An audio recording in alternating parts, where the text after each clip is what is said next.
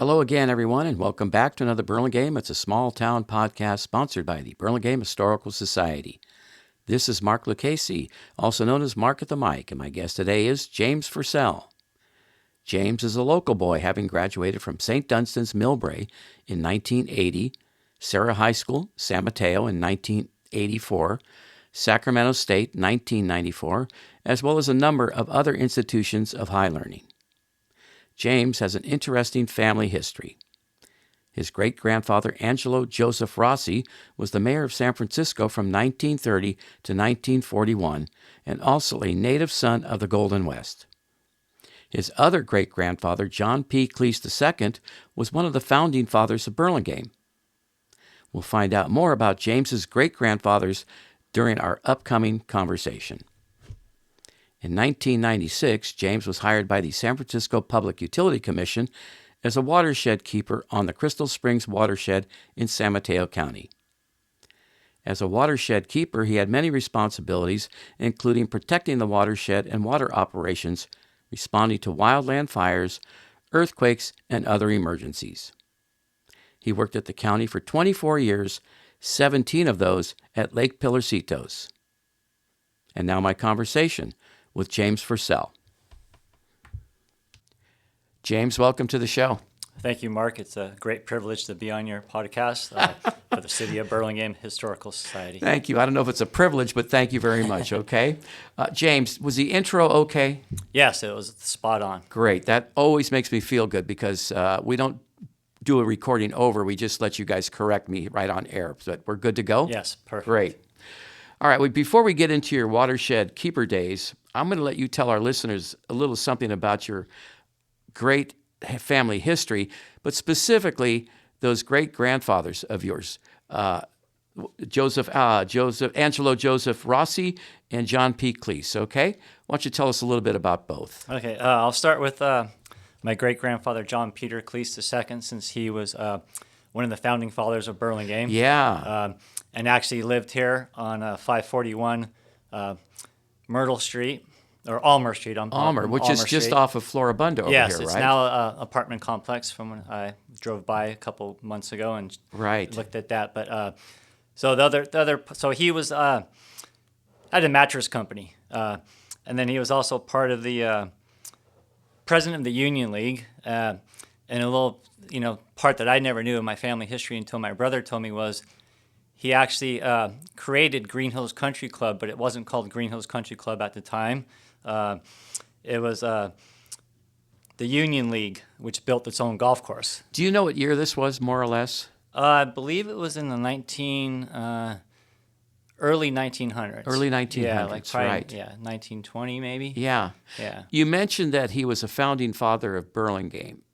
You mean he got here about 1908 when the city was established or something, or right what? before that? Before that. He was a native of Holland, and then he moved to Montana, where my grandfather and his and my two great aunts were born. Yeah. And then they moved to Burlingame, I believe, in like 1908. Okay, so how did he end up in Burlingame from Montana? I mean, good question. I think it was just the mattress company, right? And that brought him over to the San Francisco area in Burlingame. Terrific. I noticed that he had two daughters. Well, I know he had three children, but two daughters, Anita and Myrtle, right? We have two streets here in Burlingame over by Washington Elementary School. Do you think they were possibly named after his daughters or what? It sounds like a good possibility. I mean, it's too coincidental, right? Exactly. I'd probably, my brother and one of my aunts would be the historical reference on that. Yeah. But I would not be surprised. Right. I would, put my money on it that it probably was. Get him on the phone right now, Yeah. okay, James, and we'll find out for sure. Yeah. Okay, so anyway, he was part of the Burlingame Founding Fathers, and he had a mattress company, but he also created Green Hills back in the day, but it wasn't called Green Hills then. Right. Yes. Wow. And the ironic part was, too, that all three, myself and my two other brothers, all worked there in high school as busboys.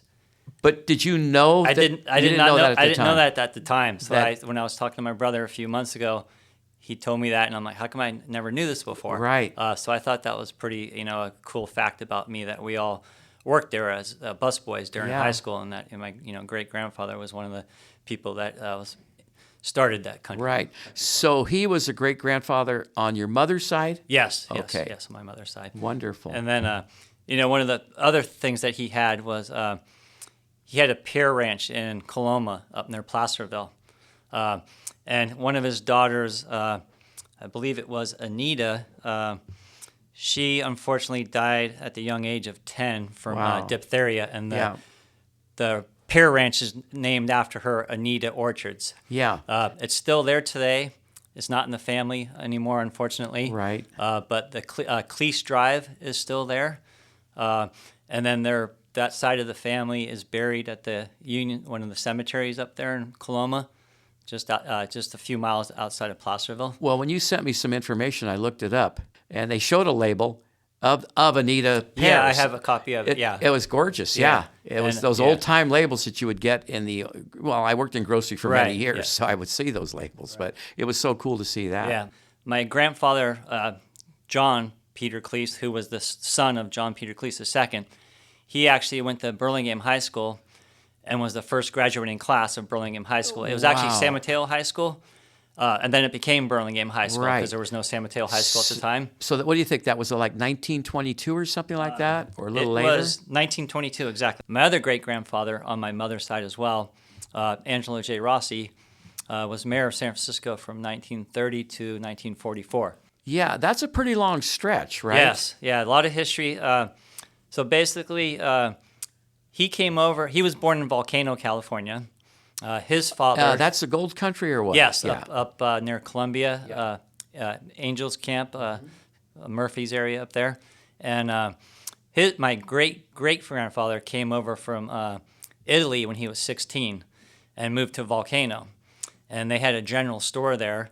My great-grandfather, Angelo J. Rossi, was born there. And they probably lived there for about 10, 15 years, I believe. And he... The general store, as you know, in California, every summer, wildfires would burn the general store down. And they got tired of rebuilding it, apparently. Oh, my gosh. So they moved to San Francisco. So are you saying it burned down more than one time? Oh, yes. Oh, yeah. what And a the last, shame. I forget how many times, but the last time my great-grandfather and his parents said, no, that's enough. We're tired of doing this, and we're going to move to San Francisco and try our luck there. Right.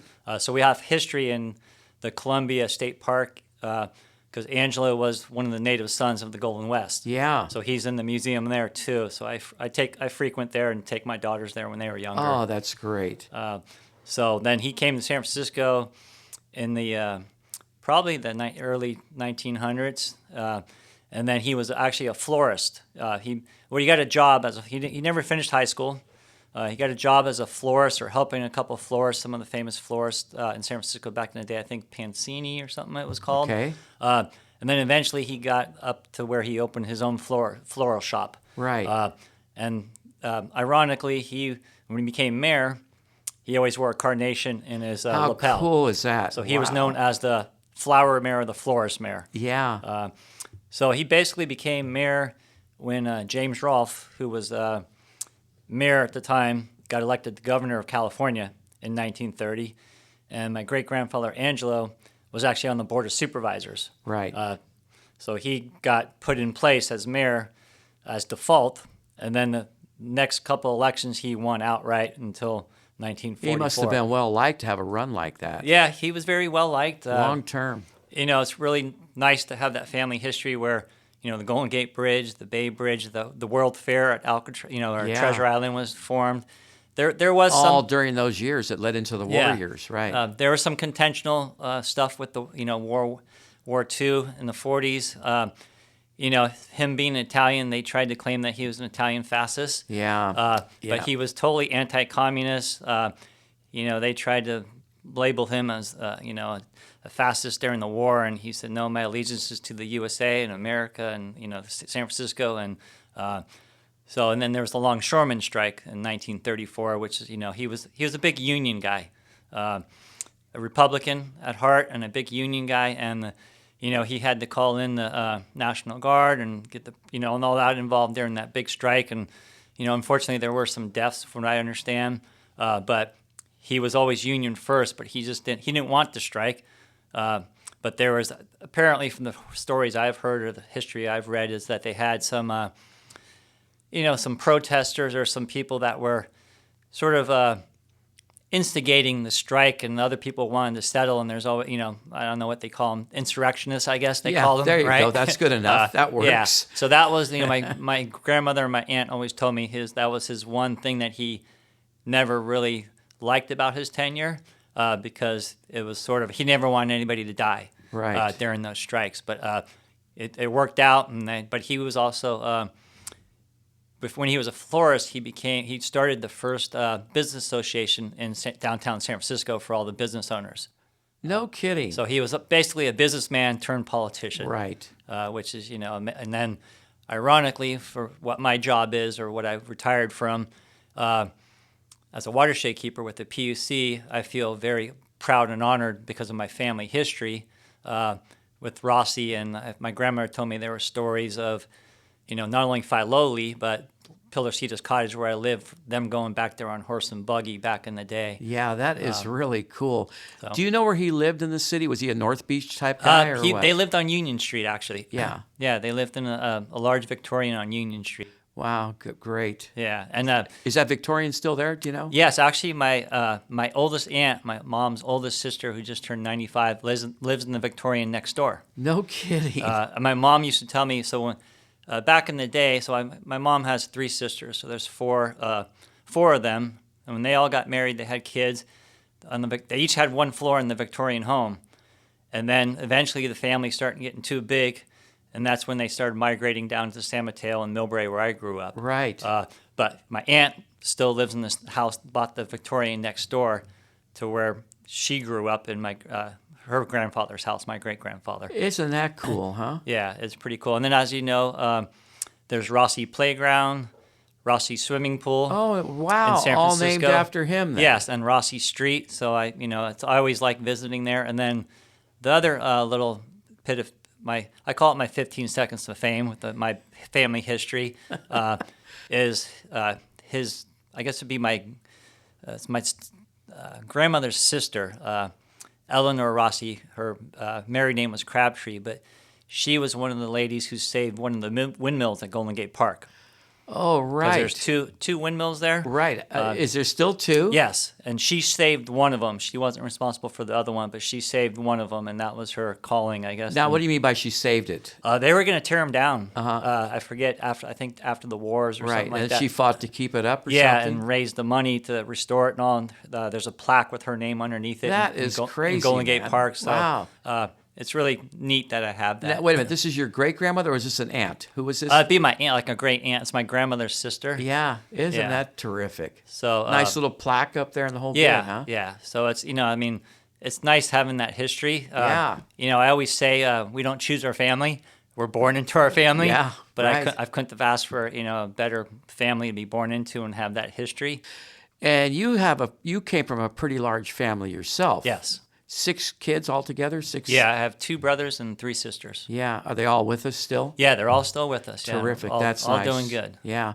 And you have a couple of daughters. Yes, I have 2 daughters. Elizabeth's my oldest daughter. She graduated Burlingame 2 years ago. Uh-huh. And she's currently a sophomore at UCLA. Isn't that great? Yes. And my youngest daughter, Kylie, she graduated, she's a junior at Mercy in Burlingame right now. Are you ready to get this show on the road a little bit here? And we're going to Yes. talk about Lake Pilarcitos and Watershed Keeper and all that good stuff? Yes. Okay. So let me make sure I've got this right. You were I think I said in the opening, you were the Watershed Keeper for 24 years. Right. But 17 years you were stationed at Lake Pilarcitos, and you lived at the Lake Pilarcitos Cottage, right? Correct. Okay. When we first talked a couple of months ago, I never knew there was a Lake Pilarcitos, let alone a cottage, right? So, first of all, for just our listeners out there, what is a watershed? Okay, so a watershed is a area with a body of water that's collected off the mountains for water supply. Okay. So Crystal Springs was all natural except for the dams that were built. So it was an ideal place for the watershed to be created. And it wasn't owned by San Francisco until 1930. But you're saying Crystal Springs is the watershed itself, right? That's the whole watershed called Crystal Springs. Okay. Yeah. What is a watershed keeper? which you were for many years. So basically, a watershed keeper has some long history. So the watershed area was actually first owned by Spring Valley Water Company back in the late 1800s during the time of the Civil War. And they got the right or the power from the United States government or the city, to take that land over and create a water supply. Where were they located? Spring Valley? They were located in San Francisco. They were, okay. Yeah. And they basically sent purveyors out, and they found that land was the most abundant for rainfall on the peninsula. So they, I guess, went to Congress and some other place, and they got the right to take over the land. And they created the first reservoir built was Lake Pilarcitos. Yeah, Lake Pilarcitos. And the dam was built in 1868, I believe. So they had owned it since 1862, I believe. Yeah. 2 years before the Civil War. Right. Okay. Where is Lake Pilarcitos located? I mean, can we see it from 280? Is it like, oh, there's Lake Pilarcitos, that kind of thing? No, actually, and you're not the only one. When I worked there, people would always say, like, Lake Pilarcitos, where is that? I've always just heard of San Andreas or the two lower Crystal Springs reservoirs. Yeah. And I didn't even know about it until I got hired there, or a little bit before that. Yeah. It was actually San Francisco's first reservoir, and they had a 11-mile flume that went from Pilarcitos to San Francisco. That was all gravity fed, believe it or not. From Pilarcitos to San Francisco, a direct line was only 11 miles, and I'm like, that seems a little odd, but it actually is. It's because back then there wasn't 280 or all the development or anything like that. So, but Lake Pilarcitos is located 6 miles west of Highway 280. 6 miles west, okay. Basically right below Montero Mountain, all right. El Granada area. Yeah.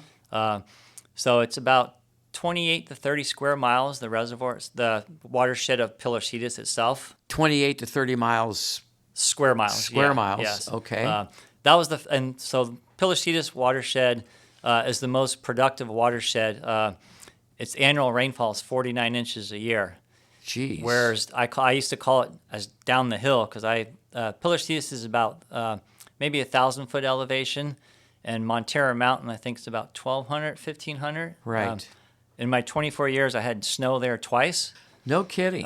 Didn't last long, but it was... Right, but you had it. Yeah, and then Pilarcitos Reservoir basically it overflows into Pilarcitos Creek, which is 13 miles long. And it was San Francisco's main water. And then they built the other reservoirs down below, San Andreas and the upper and lower Crystal, because they needed more water for San Francisco, right? So, yeah. San Francisco bought it in 1930 from Spring Valley for a cost, I think it was $38 million or $38 billion. It was quite a bit of money, and it was actually one of the interesting facts was the actual check that they paid for it was A.P. Giannini, the founder of Bank of America, who is local here in Burlingame as well. Yeah. So there's a lot of history tied to Burlingame and the area back then too. So is the lake open to the public? No, it's not. None of the watersheds open to the public except for, I think it's been maybe 10, maybe 15 years now. They have guided hikes. That's part of the Bay Area Ridge Trail. Hikes only. Nobody can take you out in a boat. Only the watershed keepers patrolled by boats, but or the biologists. But the Bay Area Ridge Trail, it took a while to get it. So we had a master management plan for the watershed, and there was a lot of public pressure to get it open for public viewing or hiking and what. So it took about 5 years. There was a lot of environmental laws and policies and stuff to go through before it actually happened, but it's been in effect for about 10, 15 years now, and you can visit the watershed trail on, I believe, Wednesdays, Saturdays, and Sundays. You have to sign up and go with the docent. Where do you pick it up at? So there's two spots. The main spot that most people come through is through the cemetery off of 92, the Skylawn Cemetery. Right. And that's the first 2 miles are ADA accessible. And then, so the trail is 10 miles, on the watershed, the Bay Area Ridge Trail is 10 miles long. So most people like that side. There's two preferences for either side, depending. Is the actual hike 10 miles then? So it'd be 20 miles round trip. But, oh, boy. But what some people do is you get to choose how far you want to go in or come back. So I could push somebody in a wheelchair for a couple of miles, Yes, in other words. yeah. Okay. But basically it's a 10-foot wide or 8-foot wide fire road from back in the day. So when you're on the trail, do you ever see the lake? Do you ever get a glimpse of the lake? Yeah, so Lake Pilarcitos, the glimpse is about at the 5.5 mile mark. And how close will you come to the lake? Like within 100 yards? Or? No, you're probably about a half a mile to a mile of view. So they keep you away? Yes, yeah. The Pilarcitos Lake and Reservoir and Watershed is actually one of the most diverse and bio and plant communities in the whole United States. There's endangered and protected species, both plant and animals. There's the San Francisco garter snake. There's the red-legged frog. And then there's a bunch of different flowers. And then there's the marble murrelet's probably one of the most interesting ones. It's a seabird that lives, they go and feed at the ocean, but they live in the tops of the old dug growth trees that are on the watershed. Yeah. And it's pretty amazing. There's still some old growth left. As most people maybe know, after the 1906 earthquake, a lot of the redwood trees and Doug firs were all cut down to rebuild San Francisco. So that's why, even like Huddard Park, there's a few there, but there's not many left. But they were, most of them were cut down to rebuild San Francisco after the fire and earthquake. And one of the other interesting facts that I think some people don't realize is that the beginning of the Santa Cruz Mountains is actually Pacifica. It's called Santa Cruz Mountain Range, goes from Pacifica all the way to Santa Cruz. No kidding. And it always baffled me too, because Santa Cruz is an hour and a half away. But the mountain range is called the Santa Cruz Mountain Range, all the way from Pacifica all the way down to Santa Cruz. Right. So I thought that was also an interesting fact when I worked there to learn. We are getting a geology lesson here today, folks. So the trail basically, and then some people, they start at the Portola side, but in order to get to Portola side, you have to hike up Sweeney Ridge. If you ever done that hike, it's pretty steep. I would think I would like to see it from a helicopter. Okay. Yeah. So you can't. So you can see if you fly out of SFO. If you're flying to Hawaii or certain places, depending on what the weather pattern is, right? Sometimes you can look down and you see this little body of water and go, "What is that?" It looks like a pond from up there." I bet. You lived in a cottage. You lived in a home over Correct. there. Was that home built for the watershed keepers, or was it? There's some history to that, or something? So the history was when Spring Valley owned it, they built the cottages for the watershed keepers. That, basically. Back then, they patrolled by horseback, horse and buggy, but their main job was also to transfer water from one lake to another. So part of my job was there's old flumes and tunnels that I was able to, because since Pilarcitos is such a high-producing watershed, the water would spill over the dam or go down Pilarcitos Creek, and it was just water going out to the ocean. So they tried to figure out how are we going to capture this productive watershed. So when the other reservoirs were built, they built the connecting system from Pilarcitos through tunnels and flumes all the way down to Lower Crystal Springs and then to San Andreas Reservoir. And so one of my jobs was we had water engineers and water masters, and it was a balancing act. If you ever drive down 280, sometimes you see the water real low, like in around May or June. People are like, well, where'd all the water go? Well, they lower it on purpose because all the snow melt coming from Hetch Hetchy, because they got to have a place to store it. Right. That way it'll fill back up. Yes. Yeah. And then Pilarcitos, it produced so much water on certain there's a whole USGS has, historical data on all the water from the reservoirs, right? And a lot of it would go over to Pilarcitos Creek or out the ocean. They are required to send a minimum amount of water to keep the steelhead happy and the wildlife happy down Pilarcitos Creek. There was talk about tearing down Stone Dam, but I don't think it's ever going to happen. They were talking about building fish ladders, but they've came up with some other environmental ways to protect the steelhead. But what they do is Pilarcitos, I think at 40 feet, it spills over, and we used to be able to put 2 feet of stop logs in. But then USGS, it was probably about 10 years into my tenure there, they said, no more 2 feet of stop logs. It's too dangerous. We only want 1 foot of stop logs. So that lowered it down to like 39 feet where it would spill over. The ironic part that I always thought of was when it spills over, it's uncontrolled. And that's what they are concerned about, because we used to flood Half Moon Bay. And the ranches along Pilarcitos Creek, Cozzolini Flowers and the Christmas Tree Farm. And right, that's all 92, right? Yes, and they were never happy when that happened because that affected their products and right. their land. Yeah. And they would sue the city or try to sue the city and stuff like that. But the San Francisco had the rights to all that. But would that happen often or what? Yeah, in my 24 years, it happened probably at least 5-6 times, if not more. Okay, so I was probably going to save this question for later, but we'll bring it up now. And I'm going to put you on the spot, man. Was there plenty of water during the drought, or was like things getting low, or what? I mean we're talking about spilling here and flooding there and all that. I mean, San Francisco is very fortunate that we have Hetch Hetchy.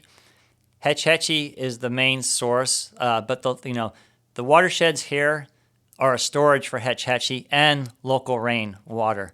So if we don't have a good local rainwater, then we rely on that snow melt. So basically, it's all related to our snow melt. Yeah. If we don't get a good snow melt or a good snow, but Hetch Hetchy is huge. There's also Lake Eleanor and another lake up there too. They're a lot smaller than O'Shaughnessy, but they were worried. Like they when I worked there during the drought a few years, they were saying that if it went on for another 2 years, it would, depending on the cycle of our winters here in California, right.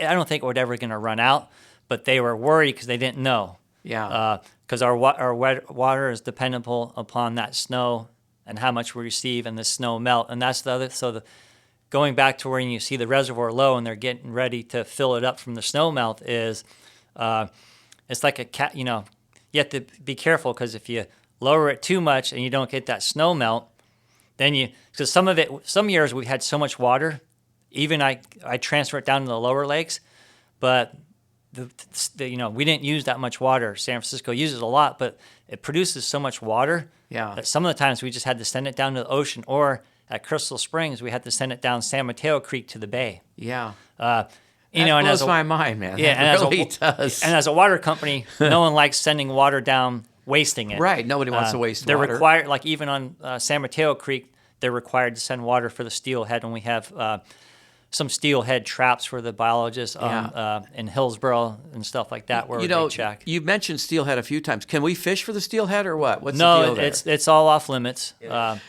Let's go back to while you're staying. You and your family now are at the cottage. Did you go fishing? Could you go fishing? I could not. No, as an employee there, so it's basically a fish and game refuge. One of the other interesting things I found out was I always assumed it was a fish and game refuge for years by the state.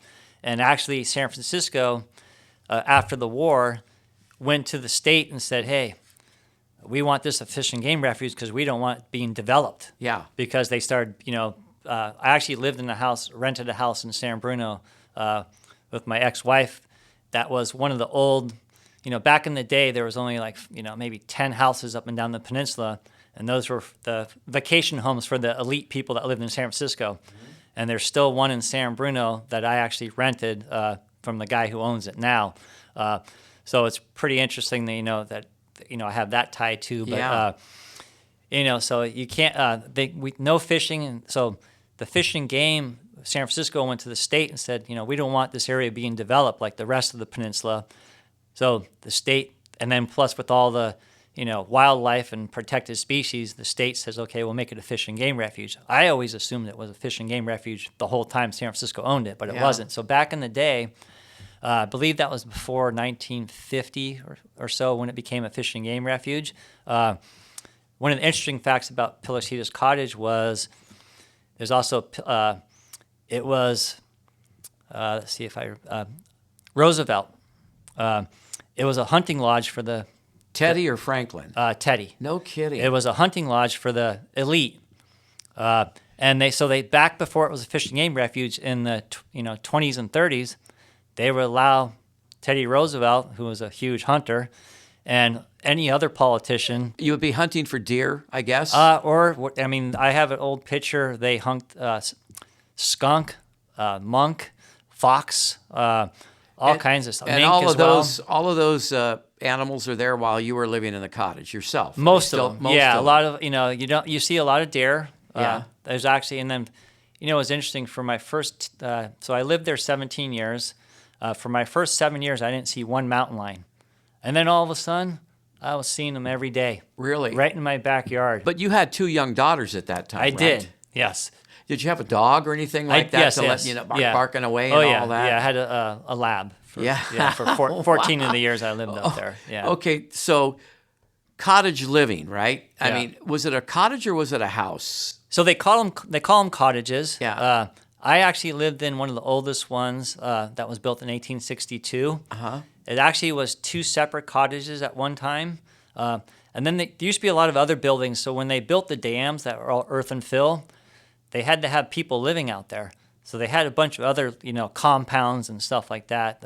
And the cottage I live in was actually 2 separate cottages built in 1862 with 2 separate families, watershed keepers in there. The Ebright family, I believe it was, that went back to the Spring Valley water days. And then I believe it was in the 20s, they connected the 2 houses. It used to be, and then there was the shed was the carriage house at the time for their horse and buggy. And then when they connected the 2 houses, that became the kitchen. So the kitchen was where I lived was huge. It had to be. Yeah, I mean, so it basically. How many bedrooms? I think it was 7 bedrooms, if I remember correctly. There was an old upstairs that was no electricity, just water. Back in the day, they used lanterns or whatever. That was off limits because you couldn't live up there anymore. Right. But, 12-foot ceilings, beautiful wallpaper, pretty amazing. And also just to think that Teddy Roosevelt and some of his people stayed there. My great grandfather, when he was mayor, stayed there. So that's the great tie of it. But there's a Pilarcitos logbook with a lot of people that came there that signed the book. And when I lived there, I read through the book, and the weather. Believe it or not, some days you had great days. Other days you couldn't see 5 feet in front of your face because the fog and the rain all the time, right? Yeah. But they. Okay, so I gotta know: were you the only family up there for like miles, or was your next door neighbor? So my closest neighbor was 3 miles away from me at Davis Tunnel. Okay. So we were, and then west of, so a lot of people when they drive down 280, they think that first ridge over the ridge is the ocean. Yeah. There's 3 ridges before you get to the. Right. So there's Fifield. Well, there's Sawyer Ridge first.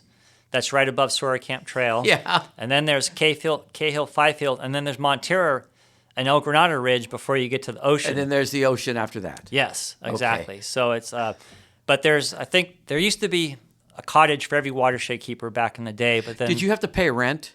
We did. So as I say, the old timers never had to. It was part of their salary. They were required to live in the house. We were not required to live in the house. Okay. But being who I was and my, who wouldn't want to live out there, right? But, okay, I get that you would. So how did you sell your wife on that? Was she up for it and all that? She was an outdoors person as well. Okay, that's cool. And she really was, fascinated with the house. It's almost like an old Victorian per se. It was 2 stories. Yeah. Like I said, 12-foot ceilings on one side of the house. We called it the great room, not the family room, because the fireplace was like 8 feet wide, but it was like what you see in these movies and things. Yeah, sometimes. It had it had been restored here and there with carpet and central heating. Would you have guests like that? Your buddies come over, her girlfriends. Yeah. That? So as I called it, there was plus and minuses. Yeah. And either you loved the pluses or you hated the minuses. After that's how you've dealt with it, right? But you're 6 miles back on a 1-lane road, 3 locked gates, right?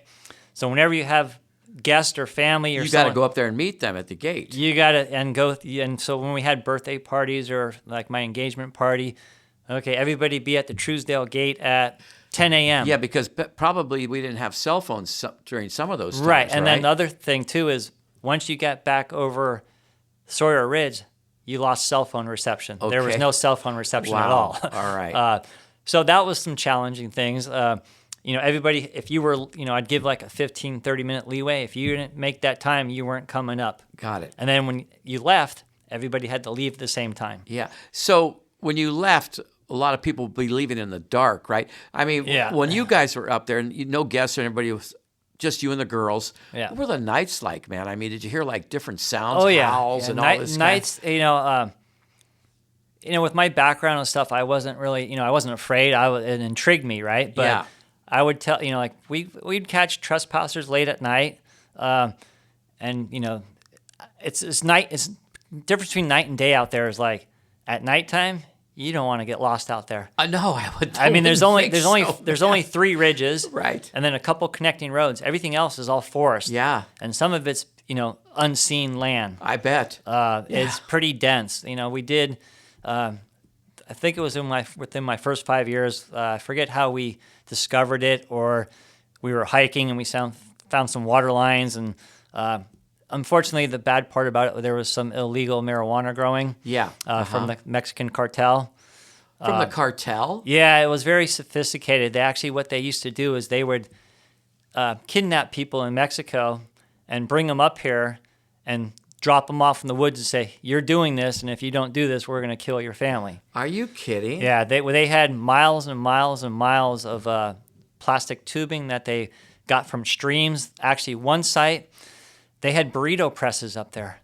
What they would do is they're up on Highway 35, Upper 35, they would have people drop stuff off in the bushes, and they'd come up and drag it all the way down the hills. What was the year? Give me a year on this, give or take. So I got hired in 96. I think it was probably like from 2000 to 2010. That's not that long ago. No, I mean, it was in the newspaper. So was there a huge bust then or something? Yeah, it was in the San Mateo Times, if you remember San Mateo Times. Of course researched I remember that. the Times, but yeah, it was, and they basically... it was a big stakeout. They had all the federal agencies and state agencies involved, and we were involved obviously as well because it's our land. One of my parts of it as a watershed keeper is I was deputized as a special deputy with San Mateo County Sheriff for fish and game regulations and no hunting, trespassing, or anything like that. Right. Nowadays, they're no longer deputized liability-wise. So interesting part is San Francisco owns the land, right? But it's in San Mateo County. Yeah. So jurisdictional law says that whatever county it's in is who's responsible for jurisdiction. Sort of like the airport. And I think you remember the airport had a fight back in the day if it was San Francisco or San Mateo County in charge of it or patrolling it. Now they share it, I guess, or San Francisco's the main, but San Mateo County sheriffs are also there as well because it's in San Mateo County. Yeah, right. So there were some liability issues with that. We always tried to get deputized through San Francisco Sheriff's Office, but they didn't want nothing to do with it apparently. Yeah. So we were always special deputy sheriffs with San Mateo County. Had to get renewed every year in background checks. The old timers used to carry guns legally. We were not allowed to. Did you have a gun at the house though? Yes, we did. We were basically by law allowed to have baton, mace, and handcuffs, and our ticket books. Going back to that weed thing for a moment, right? Yeah. Did they burn it or pull it all out? How'd they get rid of it? They pulled it all out by helicopter. No kidding. Yeah, because we couldn't. The watershed's so sensitive. That was the other thing we were always worried about was fires. Did you work 7 days a week? No, I actually worked 5 days a week. Okay, so did somebody cover you then, or what? How did that work? We all had split shifts. Yeah. We worked 5 days a week. Some of depending on, no one had weekends off. You either had, if you're lucky, you had Friday, Saturday, or Sunday, Monday. Yeah. If you took your days off, and the guy that's covering you, would he stay at the cottage for the evening, or would he just go back to his house? No. Or So so there was, I believe, 8 cottages. So when on my days off, the closest one to me was 3 miles, Davis Tunnel Cottage.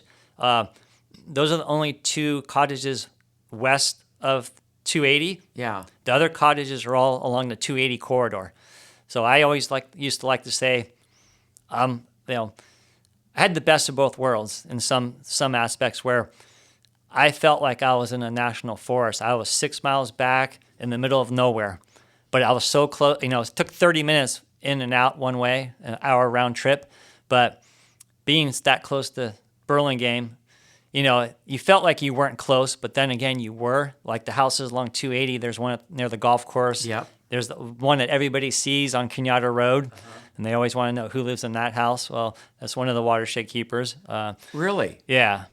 So it was by seniority. Yeah. And then you used to be able to move to a house by seniority if you bid for it, if you wanted to move and stuff like that. But, like I said, there's plus and minuses. Pilarcitos was private. It was great. It was a big place. It was a lovely place to raise my 2 daughters. Well, how long would it take you or your wife to run the kids down to school, though? 30 minutes down the hill to Franklin. That was it? Franklin and BIS, yeah. 30 to 45. That's if there was no mudslides or no trees blocking the road. Yeah. Or I only did this once, but I forgot my key to get out. So you had to go. So I had to go all the way back. Now and when I was working there, I'd keep an extra set in my private vehicle just to make sure I didn't forget that key. Yeah. or we put Knox boxes out there. It was behoovent that the other ranger or watershed keeper left the key in the Knox box, for us to get out. So you're living in the wilderness, but you're only 6 miles from Burlingame or whatever, right? Yes. What'd you do on your days off? Did you come to the town? Did you come to town, or did you just hang out up there? Yeah. So I was pretty fortunate where my ex-wife, she worked for the city of San Mateo at the time as a city planner, and my kids, she would drive the kids when she was on her way to work. She'd take the kids to school and pick them up. And then on my days off, which when I first started, I believe was Thursday, Friday. So my duty was Thursday, Friday to drive the kids to school and pick them up. So I did it 2 days a week, and she did it 3 days a week. So we would, since she came down the hill to work for San Mateo, she would take the kids to school and then pick them up after she got off work or after they were in daycare or whatever. And then she gets to the gate, got to unlock the gate, that kind of thing, pull the car through, lock the gate, go on down. Yeah, we had three gates to go through. Wow. Yeah. And sometimes when the trail was in effect, at the area I had referenced at 5 Points, they had to put 5 gates in there because they didn't want the trail people going where they weren't supposed to. So on trail days, that added 2 more gates. So there's actually 5 gates to go through. Wow. But you got used to it, But like I said, the storms were pretty bad. They could be, I bet. Power. And then the interesting thing that people don't realize is Davis Tunnel and Pilarcitos Cottage is on Hetch Hetchy power, not PG&E. The other cottages along 280 are on PG&E. So if you're on Hetch Hetchy power, was that a good thing then? Yes and no. Because PG&E went out a lot. Yeah. Goes out a lot. Yeah, and the Hetch Hetchy, so a lot of people don't know that at Moccasin, San Francisco produces electricity through the turnpikes at Moccasin. If you ever go up to Priest Grade or Yosemite, you see the town of Moccasin was built by San Francisco. Okay.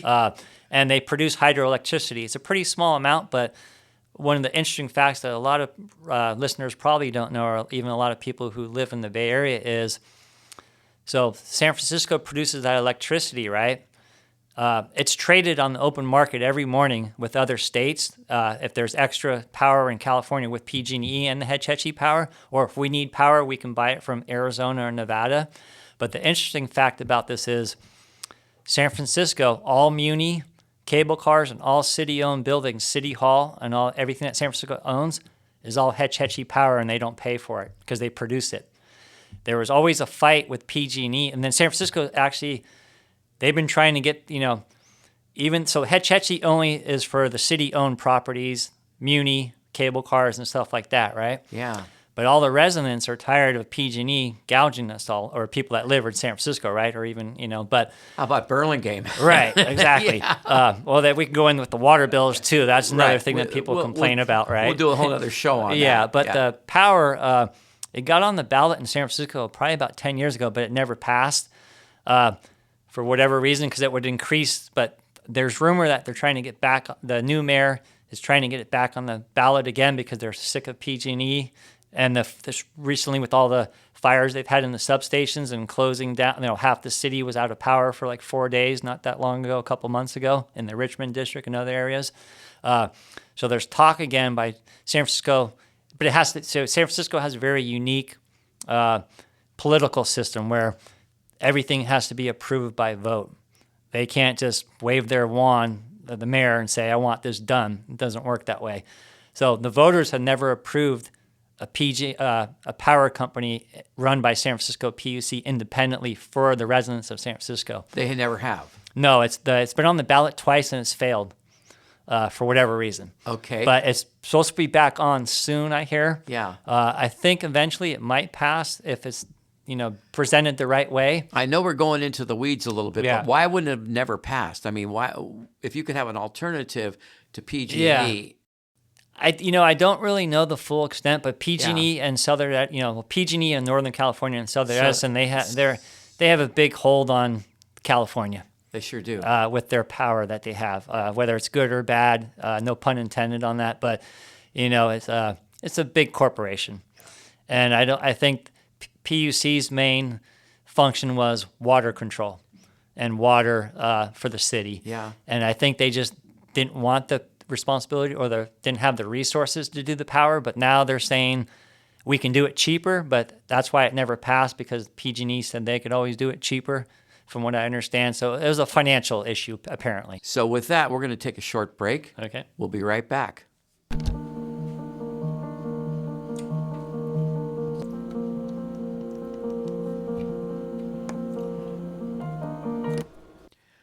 All right, James, we're back. And you're giving me some great information. I actually feel like I'm in a class somewhere at Long Beach State. Okay. Yeah, well, that was one of the fun parts about my job too, and my family history was it got me interested in learning specifics of those specific things that whether it was environmental or my background in fire and San Francisco history per se, and having the pleasure of living and working out there. I always said it wasn't a job. It was a life. I bet. And you woke up happy to go to work. Yeah. Well, let's talk about that. What was a usual workday like? So even though we worked 8 hours, we got paid for 8 hours. You were on the clock 24/7, basically. I bet.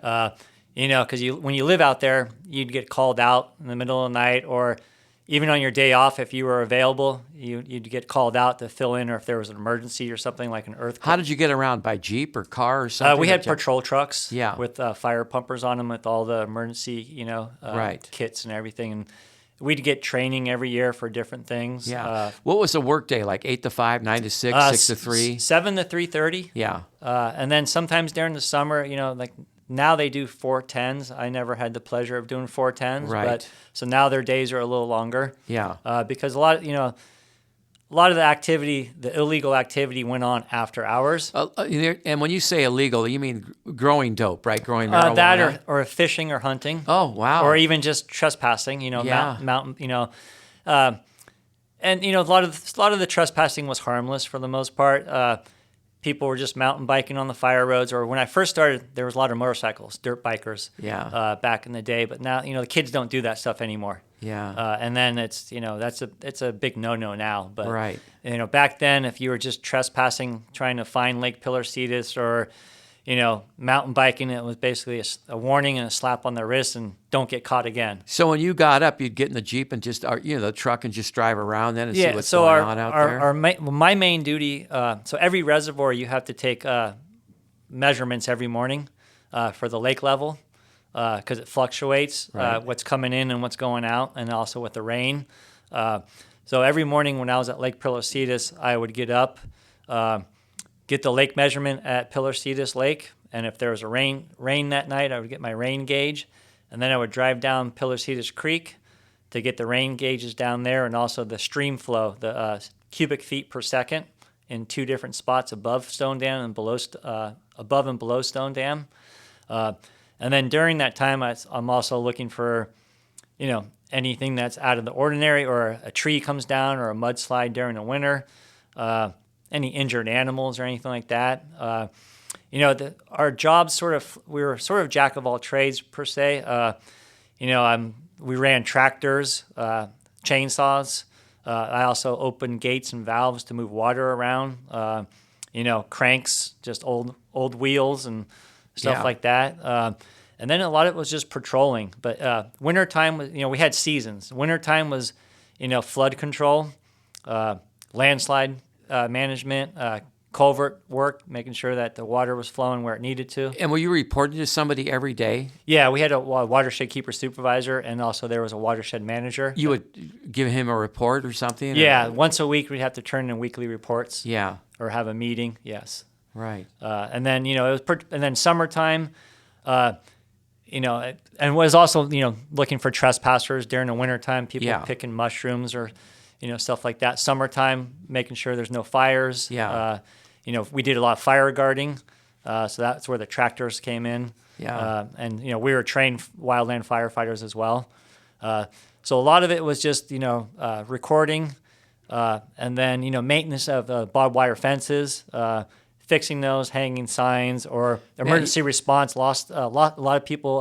I had a lot of search and rescues, believe it or not. Really? Yeah, people getting lost. One of my stories I remember is it was probably about midnight, and I was woken up by a loud knock on my front door. And Pilarcitos has a big wraparound porch, and there's two doors on the front, one on the kitchen side and one on the family room side. And I'm like, who's banging on my door at 12 o'clock in the morning, right? Yeah. So I got my old 12 gauge just to make sure, and I went out the other door and saw him from, the wraparound porch was like 50 feet long, so I stood at him from 30 feet away, and I just said, "What are you doing?" And, he almost peed in his pants. Sure. But he's all, I'm just lost. I'm like, "Well, how long you been out here?" And he's all, "I've been out here since like 6 o'clock at night." So does that make him illegally there, though? But what's he doing around, right? He was trying to, so it was interesting. And out by himself? It was an interesting story. So it was an older gentleman, and him and his wife both lived in Pacifica, I believe, or El Granada, and they both worked in San Francisco. But every day they got off work together, she would drop him off, and he would usually bike home. But I guess this one night he decided to try to take a shortcut through the watershed, thinking he can find Montera Mountain and come back down through Montera State Park. Right. Well, obviously, long story short, he didn't find his way out. Yeah, man. And then he said he got a flat tire, and I go, "Where's your mountain bike?" He's all, "I don't know. I stashed it in the bushes." Yeah. And then he said, he saw the light but didn't want to come by because he didn't want to get in trouble because I always left the light on, right? Yeah. And they had already called search and rescue for the county and everything, and then they called me before he knocked on my door. And I'm like, okay, I'll go look for him and see if I can find him. And then I, couldn't find him. And then he actually said I was trying to find his way out, and he said I'm lost. So I go back to the house, and that's when he banged on my door because he was like, I can't stay out here. So he was kind of lucky to find the house, right? Yeah, because at night it's cold out there at night. You get hypothermia. It's not. I'm just thinking what's out there though. Yeah, I mean, there's mountain lions. The main threat, and it's not, if you don't know your way, it's an easy, not a fun place to get lost. Yeah. Hunting and fishing and swimming were mandatory, but it was also officer discretion. So it basically depends on what their response was to us. Right. Did you know what you were doing, or what kind of attitude they gave us? Unfortunately, if they were well behaved and they didn't have any they weren't wanted or have any background or anything, and they were legit. Yeah. We gave them the benefit of the doubt. Yeah, okay, get out of here, don't come back. Exactly. Right? Yeah. But, a few times fishing was mandatory. Hunting's definitely mandatory. Okay, so fishing, just to go back to steelhead, trout, bass, what was in there? Yeah, so the Lake Pilarcitos is mostly all trout. The lower lakes is a mixture of trout, bass, and carp. Maybe some catfish, but I don't believe so. But mostly some largemouth bass, and carp. Unfortunately, carp are, the bottom feeders. No one liked the carp because they take away all the nutrients from the other fish and the lake as well. But no. Would you have encounters with people quite often, or once a week, or once a month? It depends. It was just it was hit or miss. Sometimes I'd get up in the morning and be driving out, and all of a sudden I see some guys running or throwing stuff in the bushes, and I'm like, well, okay, what do you do? They didn't get out in time, obviously, right? Yeah. I'm like, what are you guys doing? Oh, we're just walking. And I'm like, well, you're telling me the truth. What are you guys doing? It's 7 a.m. What are you doing? And then nothing. I'd go look. I'm like, you better be honest. I'm gonna go look in the bushes. Yeah. And sure enough, I'd find fishing poles. They always didn't have fish with them. One of the local stories that we had was we had a resident homeless guy by the name of Steve Lyons that lived out there off and on for my 20 years. He was pretty harmless, but he... Did he have a tent or sleeping bag? Oh, he had a few camping sites, yeah. He had about 5 camping sites, and he was killing the wildlife to survive and fishing to survive. He would kill deer and anything else, and he'd cook it, and the way we found him was he'd start fires to stay warmer to cook his food. And then you would see the fire, I guess? Or yeah, what? and one time we caught him at Pilarcitos in a raft that had a hole in it, and it was stuffed with T-shirts to keep it from flooding. And he had 5 fish, and he wanted to take them with him. And we're like, you can't, this is evidence. Then we gave him a deli sandwich before the sheriffs took him away. Right. And he kept coming back. Like his main camp, I mean, he was pretty ingenious. He was pretty much a survivalist. He would take the meat he killed from the deer or any other wild animal out there, and he would skin it. He'd put it in 5-gallon buckets and bury it in the dirt because it was cool. So he'd keep the meat fresh for a few days. Are you kidding? No, wow. But some of the rangers, it was in the papers as well. One of the rangers was a little hard on him a few years because his main camp was next to that ranger's cottage. Right. And he only had a few, I guess, satellite campsites up where I was at Pilarcitos. And yeah. I always treated everybody with respect and courtesy, and unless I felt an imminent danger. Yeah. I was a pretty good people reader. But I don't blame the other ranger or the watershed keeper because this guy, was always in his neck of the woods down by Sora Camp Trail below the golf course. And, he was a little hard on him and said, I'm arresting you. You're going to jail. And he kept getting arrested and getting, in trouble. And he was only like 100 yards from the other cottage. And he said the homeless guy or the squatter, I guess he wasn't really homeless, I guess. They call him a squatter, survivalist. He threatened to kill the other watershed keeper and his family. So then he had to get a restraining order against them. And he's like, one time, if I find you again, you're not coming out of here, basically, right? Right. So I can understand that, but every time I encountered him, I was all, hey, Mr. Lyons, you're not supposed to be out here. You keep doing it. Eventually, your luck's going to run out. You're going to get charged with a couple of felonies. Because he'd spend a year in county and then he'd come back out. Are you kidding? Yeah. He'd actually go to county? Yeah, he'd go to county for like 6 months to a year, and then he'd get out, and then he'd come right back out. He was living on the watershed off and on for like 15, 20 years. So whatever happened to him? So from what I understand, his brother was a San Francisco police officer, and his parents, they didn't want anything to do with him, apparently, because he was just off the wall, sort of. He wasn't all there. Not a bad guy, but he wanted to be alone. He didn't like confrontation. Sharp enough to know how to survive. So if you argued with him, you were in trouble because he'd want to fight you. Oh, really? So if you approached him with just respect and that, but you also have to be careful because you never know what the guy would do. He never had a couple rifles, but nothing powerful. He had knives and stuff, but he didn't seem dangerous. But the other ranger, when you threaten your family and your stuff like that, then it got a little gets serious, right? So. But from what I heard, the last straw was the county finally put him up in a care home, and said, "This is it. If you ever go back there again, you're going to federal prison or state prison." Right. Because he was a little. They had him. They do psychological. Every time he got arrested, they have to go through the process, and he was a little off the wall. Yeah. So by the time you retired, you hadn't seen him anymore? No, I hadn't seen him for about 3 or 5 years since before I retired. Okay. But yeah, that was one of the, and then one of my other stories was I was driving home from work one day, and there was a car coming in on one of the roads back, we're in the locked area, and the guy almost ran me off the road. I'm like, okay, I don't recognize this car. It's none of my coworkers. It's not anybody that lives out here on the other watershed keepers. And I'm like, it's like 7 o'clock at night, right? It's getting a little late. And the sun, I think it was like winter time because the sun was, was getting darker at like 5 or 6. And I go, who's out here? And then he tried to get away, and I noticed his car was all banged up. I'm like, hey, who is this guy?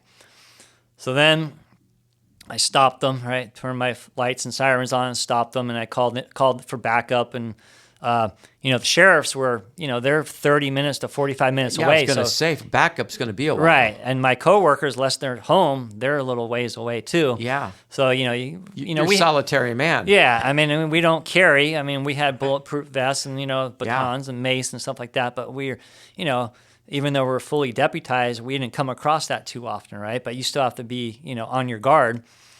And so I'm like, who are you and what are you doing? And I could tell he had a few too many to drink. He was just all over the place because that's how he was swerving. And then I go, well, how'd you get in here? And what are you doing?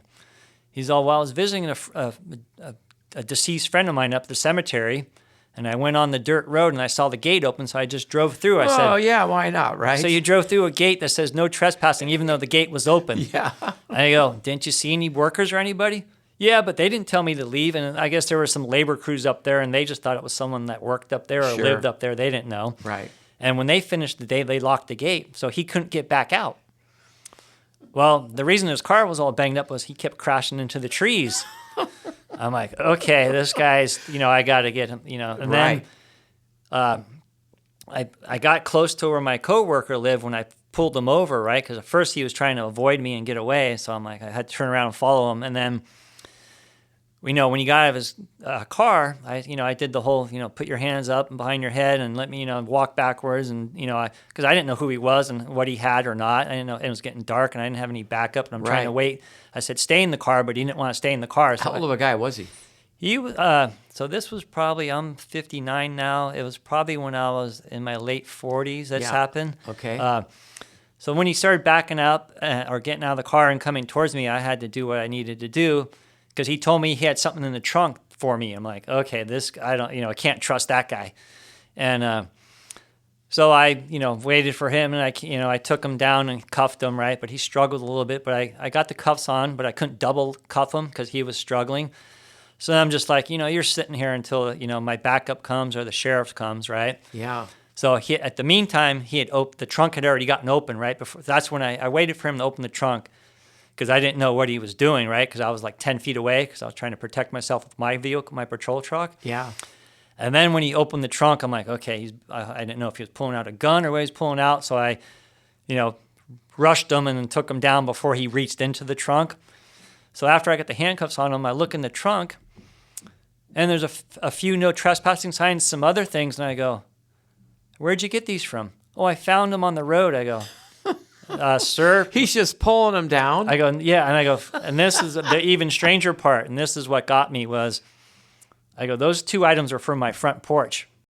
Oh, he took them off your porch? So he was on my front porch. My family wasn't home yet. Wow. So I was out patrolling. I hadn't been home yet. And my wife and kids weren't home from their day yet. So he was out there I go, how long you been out here? Oh, about 4 or 5 hours. And no one else had caught him. Because it's pretty remote back there. Yeah. And I think my coworker was off because she heard all the commotion and came out of her cottage. And I go, dispatch has been trying to call you. We've been trying to call you. So I go, you were on my front porch. You found these you stole these from my front porch. And then I go, you're being arrested for, trespassing and, criminal mischief. And then the sheriffs came out and, he was just talking up a storm and then we knew he was on something besides just alcohol. Yeah. Because he was just he was just going off. He was out there. Yeah, he was out there. So they just took him, they got him, because it was getting late at night. It took like a sheriff's like an hour to get there. And then he tried to claim that I roughed him up. And the sheriffs were like, you're lucky he didn't do anything else. Because what happens when you don't double cuff somebody is the cuffs keep getting tighter. Because double locking them prevents them from getting tighter. But he kept fighting and never knew that. Shuffling so they kept around. Getting tighter. Yeah, so he's like, look at my wrist. And I'm like, and then the sheriff goes, well, you're lucky that's all he did. Or it's lucky I didn't find you first, right? But so he kept mouthing off, so the sheriff put him in the patrol car and took him to jail. And then I found out like an hour later after they processed him, he had taken something out of his pocket in the holding cell and swallowed it. Well, it turns out he was swallowing his black tar heroin. And he had a record a mile long. Wow. So, I mean, that was probably one of the most bizarrest ones, but I was also, it could have turned out a lot worse. Yeah. But I was fortunate enough with my background and training to, that it never escalated, right? Yeah. And he didn't have any weapons on him. He did have a pocket knife and stuff like that, but no guns. But it was, that was probably one of the more interesting stories, to say the least.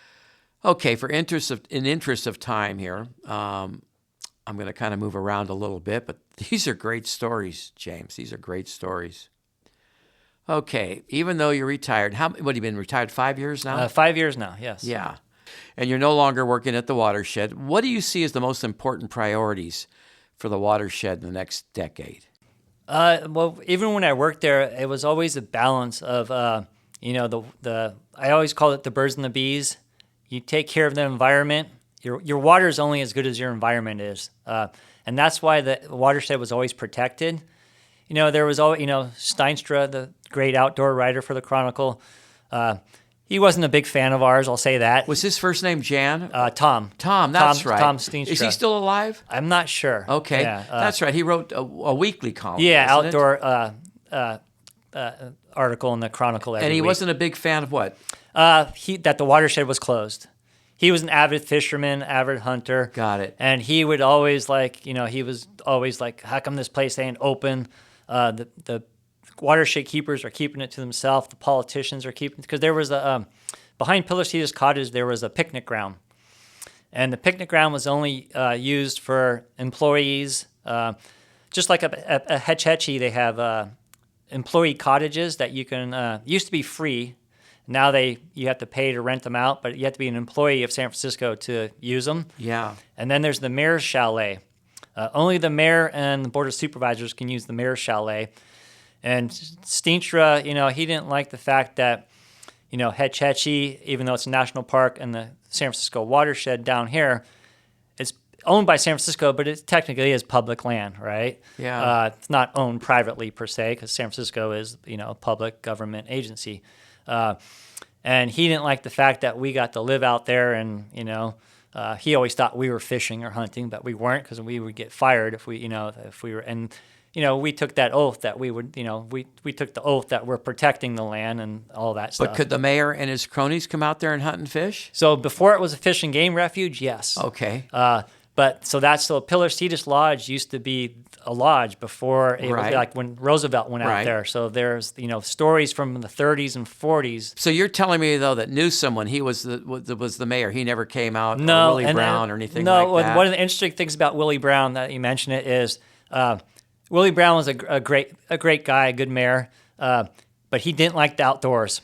He was a city boy. Right. And the one nice thing that he used to do was he didn't like going to Hetch Hetchy either, right? He didn't like he didn't take advantage of the mayor's chalet. Yeah. But what he did was a great gesture. He would let the Boys and Girls Club go there. Oh, how cool. Under supervision of supervisors or somebody like that, or camp counselors. And I always respected him for that. But we used to tease him that he'd come, every once in a while the mayor or something would come out for a photo op at the temple or somewhere at Pilarcitos where we were breaking ground on fixing a new the dam or the filter plant at Hetch in Millbrae there, the Harry Tracy filter plant. Yeah. But he didn't like stepping out onto the dirt, or he was afraid of the snakes and stuff like that. But no, never saw Newsom. So where you lived at the cottage, they call it the cottage. How far away was the mayor's chalet? So the mayor's chalet was at Hetch Hetchy. Oh, okay. Yeah, so Hetch Hetchy. Up by Yosemite. At O'Shaughnessy Reservoir. Right. Yeah, okay. Yeah. So it wasn't here. No, it was up at Hetch Hetchy. But right. yeah. But Have you been there? Have you been there? Yes, I have. I used to stay there during the summer with my ex-wife and kids. As a because it's a great deal. Now it's still it was free when I was working there, but now, it was very not well known for city employees. Right. And then it became very well known. And so that and now there's probably. And now they charge I think $50 a night, or I forget how much it is. Still pretty reasonable. And now there's like a year or two waiting list. Yeah, that's the deal. Before I'd call up on a Thursday and be able to rent it for the weekend. Isn't that great? But that was some of the stuff Steenstra didn't like because, and like I said before, the Watershed keepers before me never paid rent. It was part of their salary. And then one of the board of supervisors, he was a big real estate guy, Victor Macaris, and he didn't like the fact that we didn't pay rent. And we're like, well, we don't pay rent because we don't make a lot of money. And right. We're basically getting paid 8 hours a day for 24 hours, 7 days a week. Yeah. If we need to, right? Correct. So we had a little fight with our union and the city. They wanted to charge us fair market value, but we won. The houses are old. The water's not potable because it's the water that feeds the cottages are from the creeks. So they had filtration, but they weren't 100% potable. Okay. So we had bottled, and then back in the day, it's sort of not a knock on the city, but and I can understand this, but so Hetch Hetchy's supposed to be the most purest water in the city, right? Uh-huh.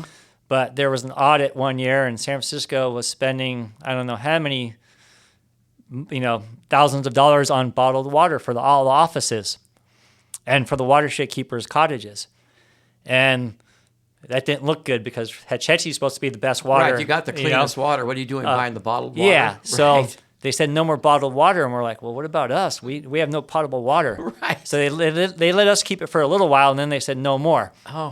So I'd go down to Whole Foods and get my reverse osmosis with the 5-gallon and still bring it back. But the water was all from the creeks, and it would fill a tank that gravity fed to our cottages. So we still didn't have potable water, but so that was sort of interesting. What during your career there, did you always pay rent or did you have a free time? No, so no, when I moved in, I always paid rent. You started paying rent. But I got hired in 96. Yeah. I didn't get a house for 7 years. It was by seniority. There was more watershed keepers. So you had to wait for one. Yeah, you had to wait for someone to retire. Yeah. And then once I got in, they, excuse me, it depends on the, they didn't charge for bathrooms or anything, but it was $100 a room.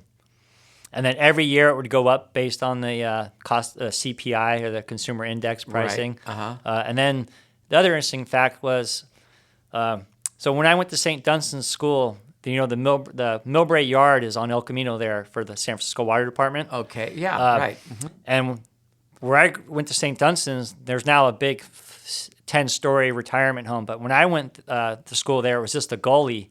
And even across the street, Lumen Lane, none of those houses were developed. And there was like 5 cottages there. They were manager houses for the city. And then the city, the managers got a big pay raise one year, I think I forget, maybe the 70s or 80s when I was, young in grammar school. And they took away all the cottages for the managers, and the cottages were only for watershed keepers, right? Because the managers got a huge pay raise, so they didn't need to live in cottages. They said it was, too double-sword, right? Right. Uh-huh. Interesting fact is, one of the cottages was given to the city of Millbrae, which is their museum now. And that's not on El Camino, though, is it? No, it's behind the library now. Yeah, behind the library. Yeah, and right. it was pretty. They picked it up and moved it on big old trucks and stuff. Right. So that's that if you go to the Millbrae Museum, there used to be a manager's cottage that was on the property behind St. Dunstan's School at the time. That? Well, that's great. And then there used to be a lot of other buildings on the watershed and that San Francisco Water owned, but it's in San Mateo County, like I said. So they were required to pay possessory interest tax, right? So they're like, even if it was a shack, they were required to pay. So San Francisco tore down all these shacks and cottages that they weren't using and got rid of them and said, we're only going to keep 5 for the watershed keepers. And they tore down some other ones that were out there because they weren't near the reservoirs and said, we don't need them. There used to be like maybe 10 or 12 houses. Now there's only 6, I believe, because they eliminated 4 of them. So I paid $100 per room, and then every year I had to pay possessory interest tax to the county. So if you had 7 rooms, you're paying $700 exactly. Something? And then I paid, I think, maybe a couple $100 a year for property tax to the county. Right. Is what I got charged. Yeah. So, and they based it on the acreage or the size of the lot, basically. Yeah. So I guess it was a good deal. Yeah, it was a good deal. Compared to rents and everything else. But you were there. You were really working 24/7, like you said. Yeah, where else can you go for $100 a room and live in, in what in the wilderness. Yeah, like I said, it wasn't a job for me. It was right. It was my life, and it was a very rewarding time that I had living out there and working out there. Why did you retire? I mean, you have such a passion for this job, and why did you retire? Well, as a watershed keeper, there's only 2 areas you can move up basically, and it's watershed keeper supervisor or watershed manager. And there's only 3 watershed keeper supervisors in the whole water department system. One at Hetchy, one in the East Bay at Calaveras and San Antonio Reservoir, and 1 position over here. Okay. And then there's only 1 manager, natural resource manager for each location as well. And they're very hard to come by. Okay. I did tie for supervisor twice, but they selected someone else instead. Right. And then the other reason was personal reasons. I was hoping to move to a house closer down the hill. I'd gone through a divorce in 2015, and my kids were getting ready to go to high school. Yeah. And I'm like, they wanted to start driving too. Yeah. And I'm like, they're not driving on these roads. They're not safe for a teenager to be driving on these roads because they're one-lane roads. Some are dirt. There's only one paved road.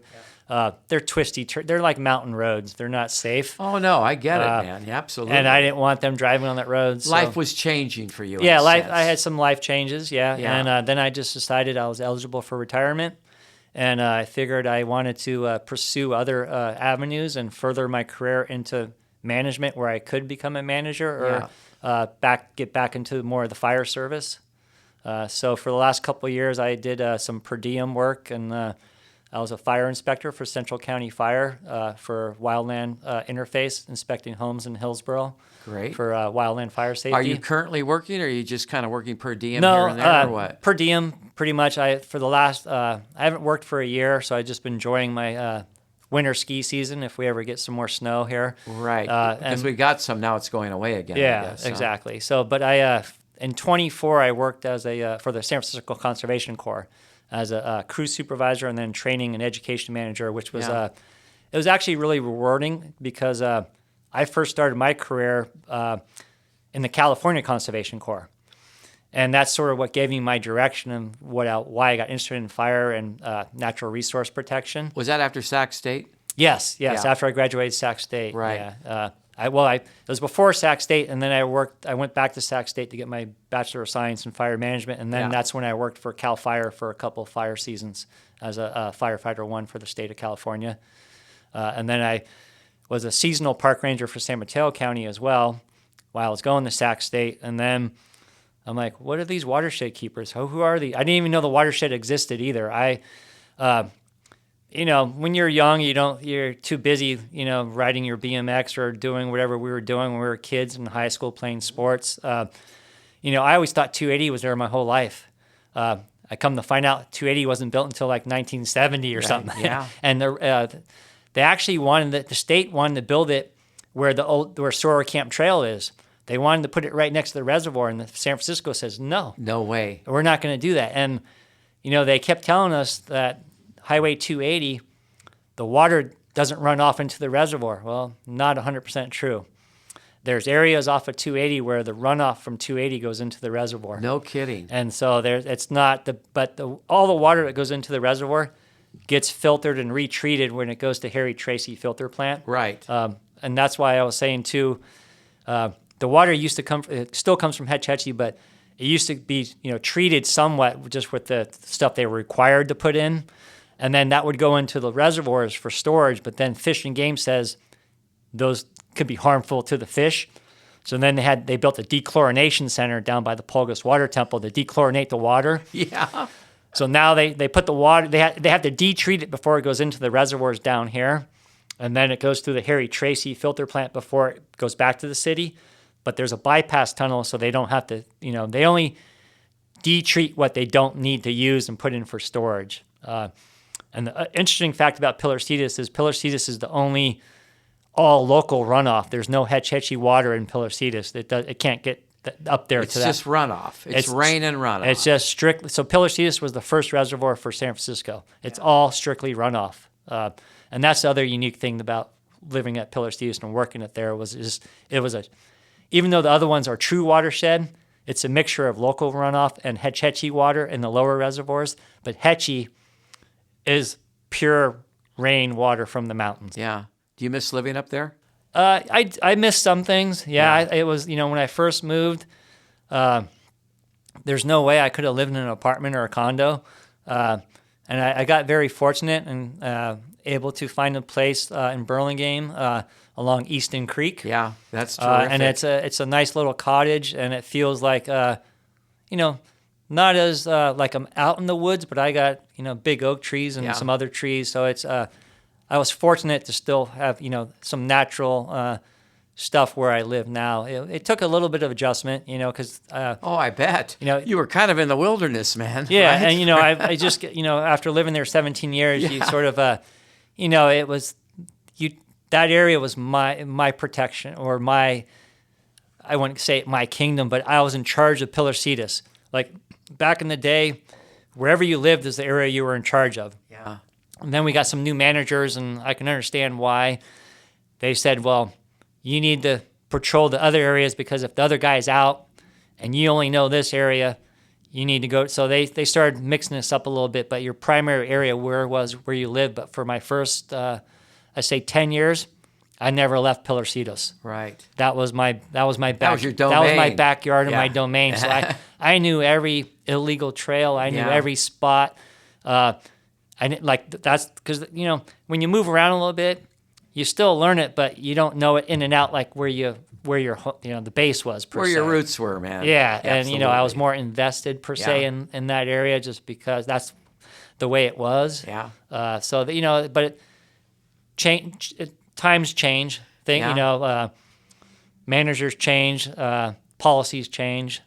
And you just have time to move on. Yeah. If you don't, it's just time to move on. Yeah. sometimes. So it basically, my kids were getting ready to go to high school, and I didn't get the opportunity to move to a closer house down the hill. No, it all makes good sense. So I was just, it was a great 17 years. Yeah. But driving in and out of there, it does take a little toll on you. Like you make sure your refrigerator's stocked. Right. And you have an extra freezer. Yeah, because you're not going to run down to Molly Stone's to pick up the not for a 30 or 45 minute drive, right? No. So there was things like that, or like one time my daughter, she knocked a tooth out. Oh boy. Had to rush her down to the hospital because the ambulance would take 30 minutes to get there. I'm like, I'm not waiting. Yeah. My younger daughter had asthma, and she'd have asthma attacks. I'm like, I'm not waiting for the ambulance to come. Oh, you got to go. So there was those are the minuses and some of the things you have, but the pluses I always said outweighed them. Yeah. It takes a certain person to live in that type of environment. Yeah. But it was my calling. I believe. Well, it sounded like you were the perfect person. That's for sure, James. Yeah. So now that you're living in Burlingame, Yes. do you have a favorite place you like to go to for a restaurant or a park or whatever? Coffee? There's a few. I mean, I have a dog, so I enjoy Mills Canyon. Yeah. And also the Bay Trail. Yeah, the Bay Trail's wonderful. I still, or the trail along Kenyatta Road. Bike Sunday as well. Yeah. Or still go to Sora Camp Trail once in a while when it's not crowded. Right. Because that place can get pretty crowded on weekends or holidays. Do you ever walk over by Coyote Point and go over by the boats or along the beach area? Yeah, so I'll start at Bayside and walk the backside of the trail all the way to Coyote Point to the harbor over there. That's a nice walk on a beautiful day. It's perfect. Yeah. Yeah. Coyote Point's it's a great walk, and you can walk your dog through there now on leash, and it's nice. So I spend my time walking or riding my motorcycle or working on my Datsun Roadster. Good or, man. Or like right now, ski season. Right. One of my goals is hopefully I'll be still skiing at 80 or become a mountain guide or even a ski patrol up there. That's terrific. But my daughter's still a junior in high school. No, you got to get her through and get her into college and all that. Exactly. Absolutely. Otherwise, I'd be up there living, I think. Yeah. All right, it's time for shout-outs to family, friends, and colleagues. Yeah, well, I mean, of course, my family, my mom, without my mom who raised her 6 kids by herself, and we all have college degrees. So my mom was a San Francisco librarian, and then she quit her job to raise her 6 kids, and so I give my mom a lot of credit. Absolutely. And of course, I have a lot of respect for my grandmother and my grandfather and my great grandparents with their history. And instilled in me who I became today and what I wanted to do for my career. Yeah. And also just my enjoyment of the outdoors and hiking. One of my goals eventually is I hope I've been to maybe about 10 or 15, but I want to go to every national park before my time on this planet's gone. That's a great goal. Because I enjoy the outdoors, and it just I was lucky and fortunate with my job at Pilarcitos. The mountains is my solstice, I say. I get away from the hustle bustle of there's nothing like the Bay Area, the Burlingame. I love it here.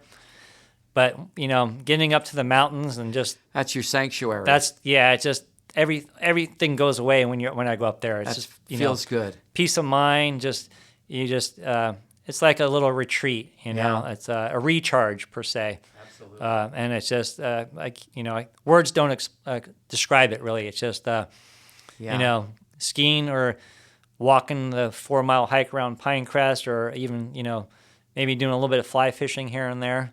But it's just the outdoors have always been where I want to be. It's a real body recharge. Yeah, and so like I said, I'm very fortunate that my job was outdoors. Yeah, the winter times were a little tough, but you had the rain gear, you had the gear, you toughed it out. It was, and back then where I was a lot younger. Yeah. Right. A little tougher, didn't care about it. Now I'm a little bit more finicky. Yeah. About when I ski or when I don't ski. Aren't we all, huh? That's okay. We've earned that right. Yeah, exactly. But I no complaints, and like I said, I have some good friends that I still stay in touch with from grammar school. Also that they necessarily didn't go to St. Dunstan's, maybe St. Catherine's or St. Matthew's. Even Right. my high school friends from Sarah. I have a lot of friends still that I know from Aragon or San Mateo or even Burlingame High School. I hung out with a lot of Burlingame High School friends, and a lot of them thought I went to Burlingame High School. I said, no, I went to Sarah. Yeah. I just hung out. We, back in those days, and brother, everybody had older brother or younger brother. We know a lot of people. We might not see them all the time now, but the names are always there. Unfortunately, there's, now we're getting at the age where some of them have died from some unfortunate cancer or, accidents or something like that. So it's, unfortunately we see each other at some of those events.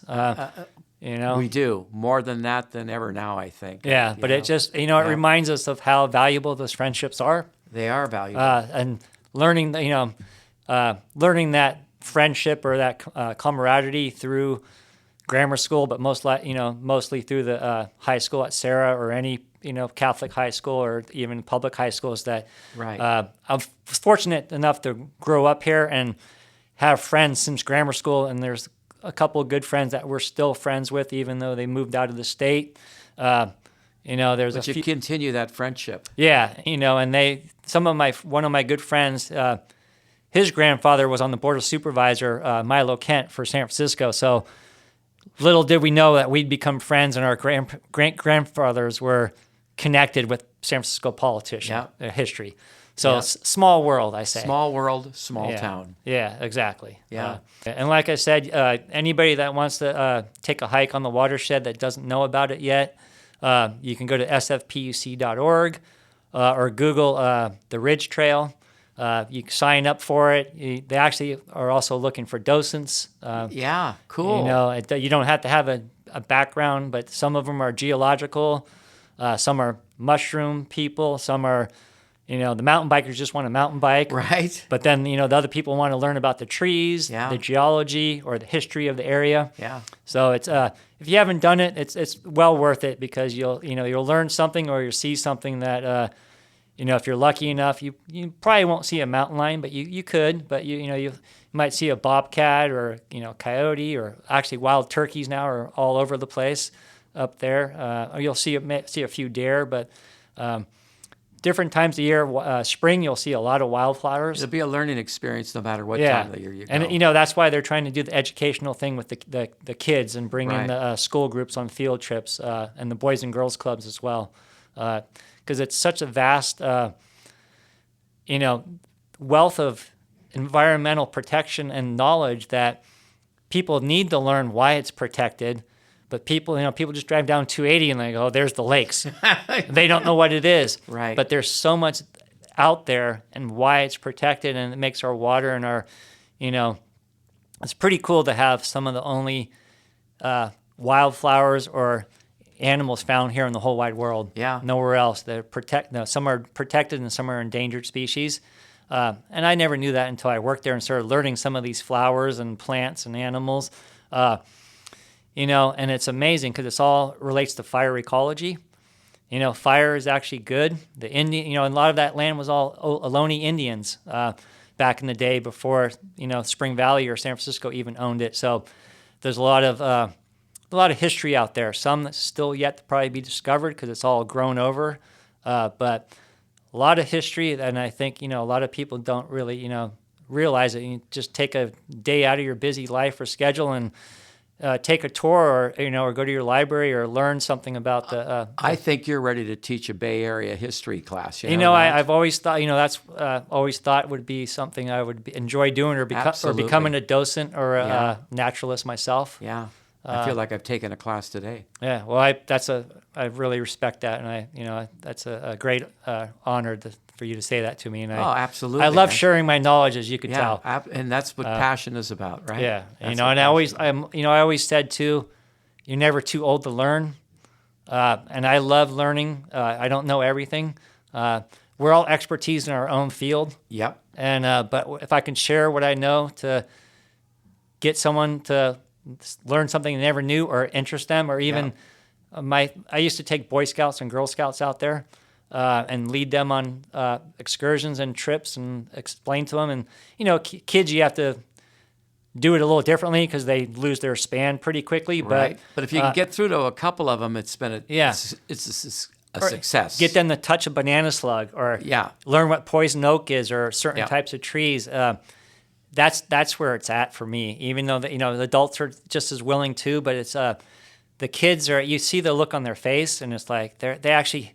You see the enjoyment when they learn, or you have to engage them just touching a pine cone or something like that, or you give them a little treasure hunt to go find something, see what they can find. Yeah. Right, and it's reward. It was a rewarding career, and I want to continue that passion that I have. Wonderful. So, well, thanks for bringing it here today. Yeah. Well, thank you for having me. Like I said, it was an honor and a privilege to be able to share my life history or my experience being a watershed keeper and a Bay Area native with you.